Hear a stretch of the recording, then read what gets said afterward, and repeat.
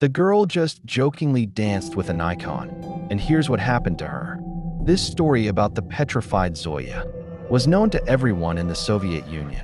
At that time, the church was not favored by the state, and children were raised in the spirit of atheism.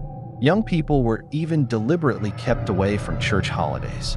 During the Easter holiday, it was forbidden to bring Easter cakes and eggs to school.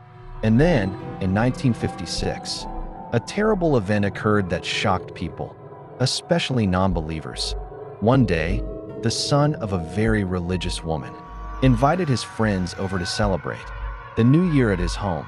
One of the guests was Zoya Karnakova, his girlfriend, who was having fun at his house.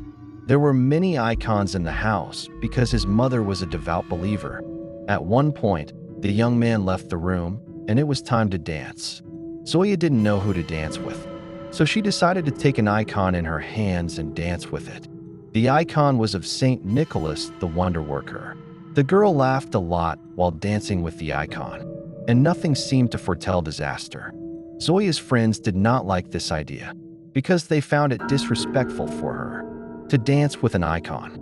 They tried to talk her out of it, but she refused to stop. Moreover, while dancing, she began to shout that God would have to prove he existed by giving her a sign.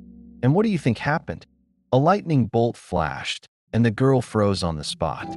Her body became as hard as stone, and she could not move.